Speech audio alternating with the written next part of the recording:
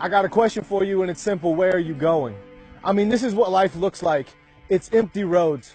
And this is what we do. We go through life traveling these empty roads, hoping that some point we'll find a destination that satisfies us and that completes us and that makes us feel whole. Because from birth, every single one of us, and you who's watching this, wherever you're at, you're born with a void in your gut. And what we do is we try to fill that void in our gut by eating the stuff of this world. But the more of the stuff of this world you eat, the bigger the void gets. Because the void is Jesus-shaped. Every one of us is born with a longing to know why we're here. We want to know who our Creator is and why He made us. And the bottom line is you will never know your Creator unless you know His Son, Jesus. And we are all looking for that one thing that'll make us complete. The problem is we look in dead places. We look in a world of winter where everything's dead and everything's cold. And so we think that sex will fill us up, and it won't. We think that that boyfriend or that girlfriend will fill us up. It won't. We think that bottle of alcohol will fill us up. It won't. We think that that heroin, we think that that needle, we think that that drug, we think that that success, we think that that fame, we think that whatever that thing is that we set our eyes on to complete us will make us satisfied, and it never will, because Satan will use whatever he can to lie to you, and you will never find the destination of peace that you're looking for. The only thing in this life that will fulfill you, the only thing that will complete you is Jesus. Jesus says, I am the bread of life. I am living water. If you consume me, if you just have me instead of the world, I will complete you. The bottom line is this, man, you don't have to travel empty roads anymore. You don't have to travel looking for a destination that you're never going to find apart from Jesus. Because He says, anyone who calls upon my name will be saved, and you can give your life to Jesus right now. So many of you watch these videos. So many of you around the world are looking for empty things to fill you up, and it never will, because you'll never fill the void in your gut, because it's Jesus-shaped and He's the only one who can do it.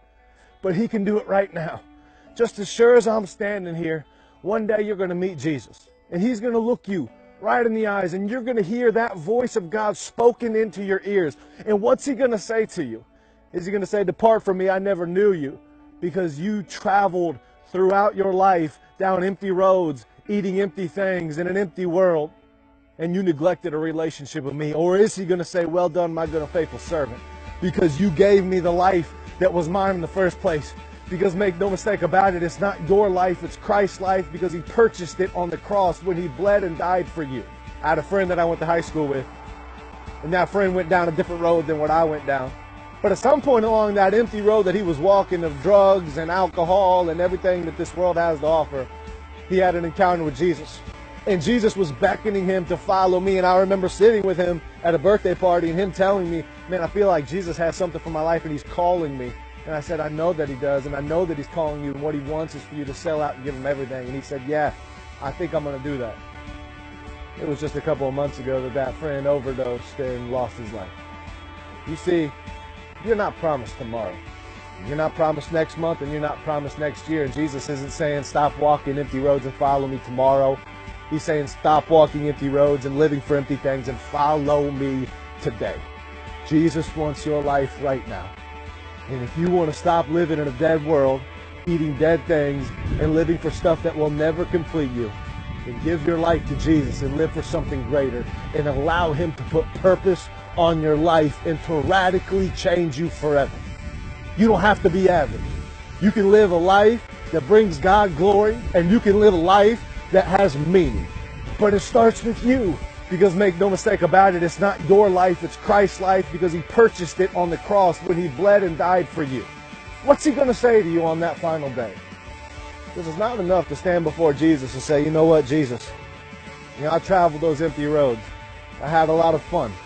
I found my temporary satisfaction, because sin is pleasure temporarily, but it will leave you so beat up, so dead, a shell of yourself, and you'll never find that satisfaction that you were looking for, because it can only be found in Jesus. What's He going to say to you? You can know just as sure as I'm standing here that when He looks you in the face, He's going to say, well done, my good and faithful servant. By you right now, wherever you're at, just closing your eyes and praying to the one who died for you and rose again. His name is Jesus, and saying, Jesus, save me. I repent of my sins. I'm done eating dead things, in a dead world. Save me. I believe you died for me. I believe you rose again. Come into my life and make me new. You were created for more than this world, but don't live for this world. Live for the next world and for his kingdom. And it's Jesus, Jesus, Jesus until the day we die.